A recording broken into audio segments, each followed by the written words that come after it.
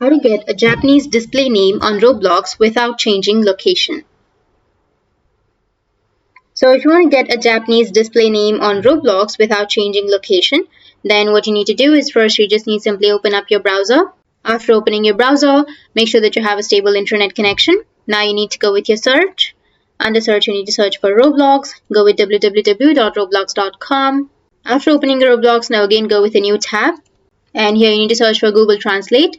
Select the second language as Japanese, and here you need to enter your name. After entering your name, here you will have your name in Japanese, right? So you just need somebody to copy this name. After copying, go back to your Roblox. Now go with the profile, which is on the top right, or just simply go with settings. Under settings, go with your account info, go with the pencil shaped icon, enter the name or paste the name that you've just copied from here. Go with save and your name will be changed. So that's it. That's how you can get a Japanese display name on Roblox without changing location. And if you have any questions, feel free to comment below. Thanks for watching.